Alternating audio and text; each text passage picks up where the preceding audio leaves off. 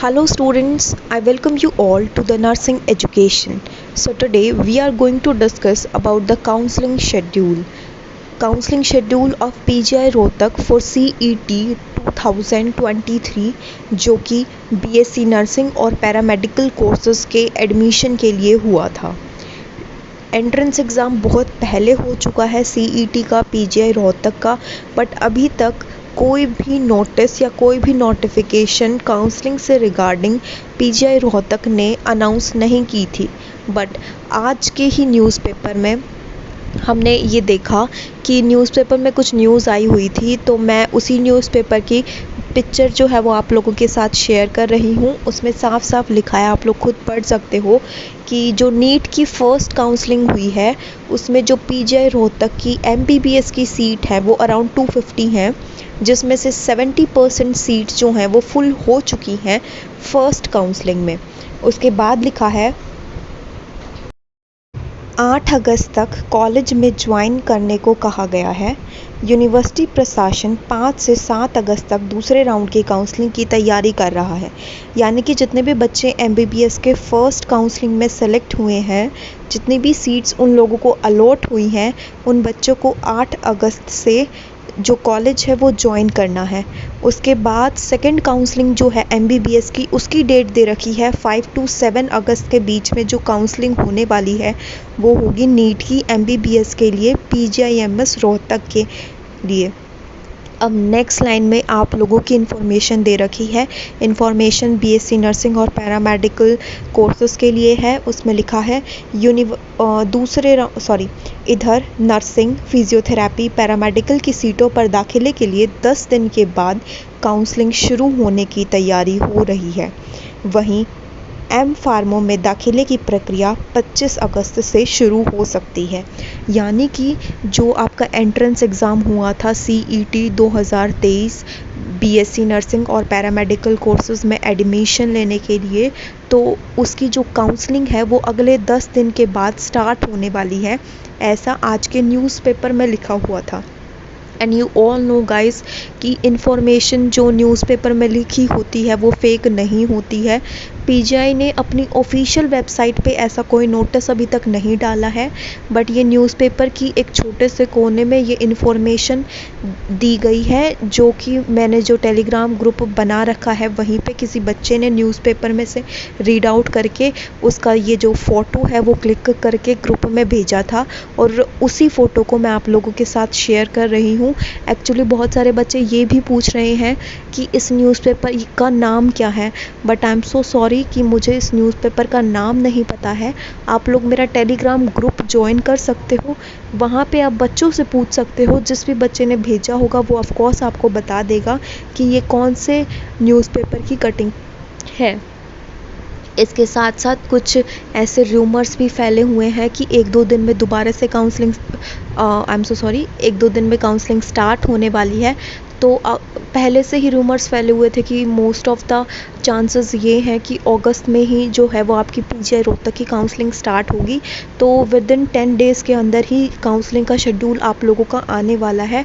सो आप लोगों को वेट करना है काउंसलिंग का। जैसे ही काउंसलिंग का शेड्यूल आएगा मैं आप लोगों को अपडेट कर दूंगी वीडियो के थ्रू भी, और आप लोग मेरे टेलीग्राम चैनल को ज्वाइन कर लो। वहाँ पे बच्चे और मैं जितने भी नोटिसेस होते हैं, जितनी भी इन्फॉर्मेशन होती है, आप लोगों को वहाँ पे दे देते हैं। और जो टेलीग्राम ग्रुप है उसका लिंक मैं डिस्क्रिप्शन बॉक्स के साथ साथ कमेंट सेक्शन में भी पिन कर दूँगी, तो आप लोग वहाँ पे उसको क्लिक करके टेलीग्राम चैनल को ज्वाइन कर सकते हो, और जिससे कि आपको नई नई अपडेट्स जो हैं वो PGI रोहतक से रिलेटेड मिलती रहेंगी।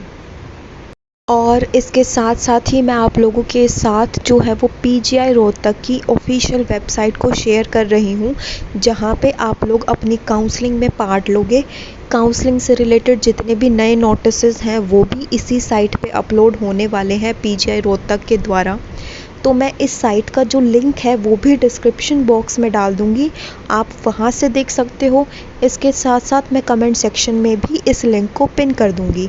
टेलीग्राम चैनल जो है मेरा, वहाँ पे भी इस साइट का जो लिंक है वो मैं डाल दूँगी। अब मैं देखती हूँ कि इस साइट पे है क्या, आप लोगों को दिखाती हूँ। फर्स्ट ऑफ ऑल आपका जो CET 2023 का जो रिज़ल्ट का PDF है फॉर UG कोर्सेज़ यानी कि अंडर ग्रेजुएट कोर्सेज़ के लिए BSc नर्सिंग, BPT या फिर पैरामेडिकल कोर्सेज़ के लिए, पोस्ट बेसिक BSc नर्सिंग के लिए, MSc, NPCC एंड MPT के जितना भी रिज़ल्ट था CET का वो सारा यहाँ पर दे रखा है। आप लोगों को अगर रिज़ल्ट देखना हो तो आप यहाँ पे क्लिक करके अपने PDFs डाउनलोड कर सकते हो और अपना रिज़ल्ट जो है वो देख सकते हो।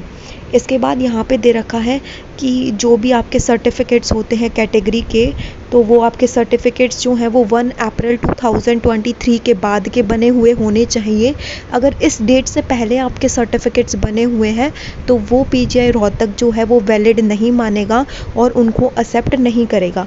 तो अभी काउंसलिंग स्टार्ट नहीं हुई है, आप लोगों के पास टाइम है कि आप अपने जो डॉक्यूमेंट्स हैं, जितने भी कैटेगरी के डॉक्यूमेंट्स हैं, उनको आप दोबारा से बनवा लें।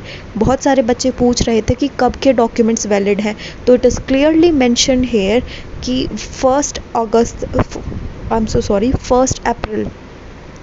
अप्रैल 2023 के बाद जितने भी डॉक्यूमेंट्स बने हैं सिर्फ उन्हीं को वैलिड कंसीडर किया जाएगा।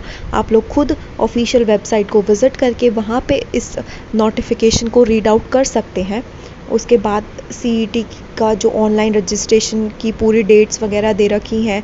आपका एग्ज़ाम डेट का डेट दे रखा है कि आपका जो एग्ज़ाम था वो 2 जुलाई को हुआ था, उसके बाद अगस्त स्टार्ट हो गया है। बट यहाँ पे लिखा है counselling schedule to be notified subsequently, यानी कि अभी तक काउंसलिंग का जो शेड्यूल है वो PGI ने अपनी ऑफिशियल वेबसाइट पे नहीं डाला है। जैसे ही वो लोग डालेंगे यहाँ पे आपको दिखने लग जाएगा। तो it is for you guys कि आप बार बार इस वेबसाइट को चेक करते रहें। जैसे ही नोटिफिकेशन आपको यहाँ पे आता है आपको पता चल जाएगा।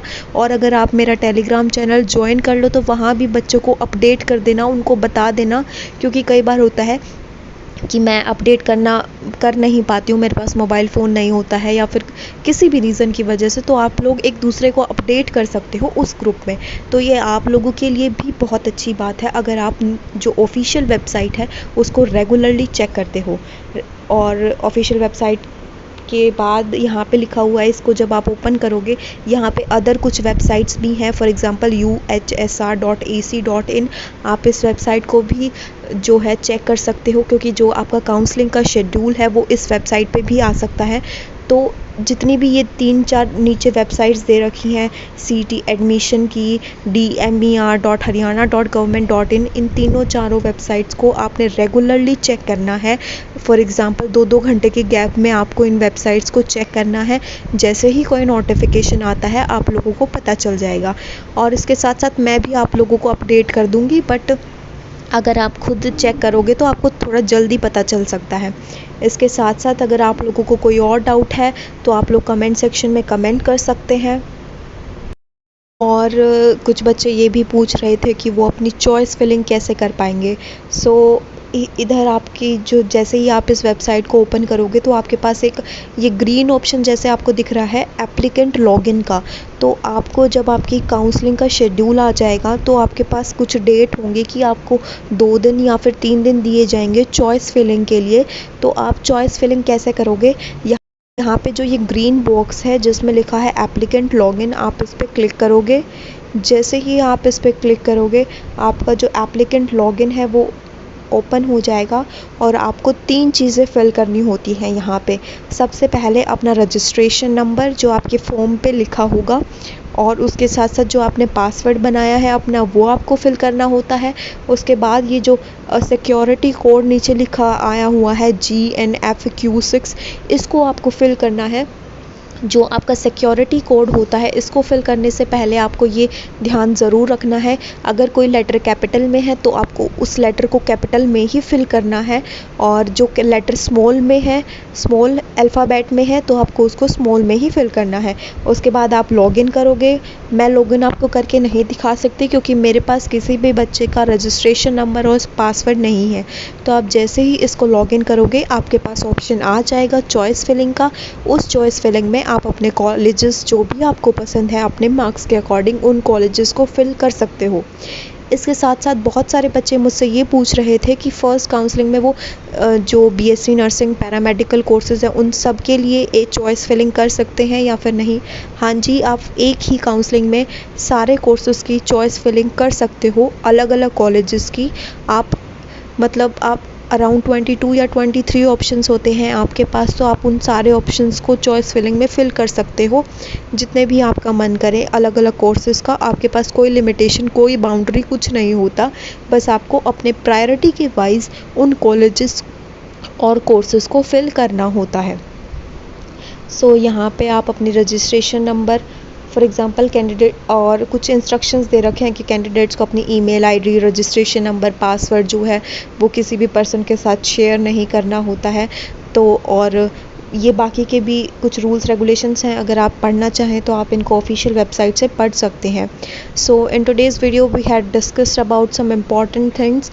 अगर इसके बाद भी आप लोगों का कोई डाउट है तो कमेंट सेक्शन में कमेंट करना, मैं ट्राई करूँगी कि कमेंट्स का रिप्लाई करूँ और आपके जितने भी डाउट्स हैं उन सब डाउट्स को सॉल्व करूँ।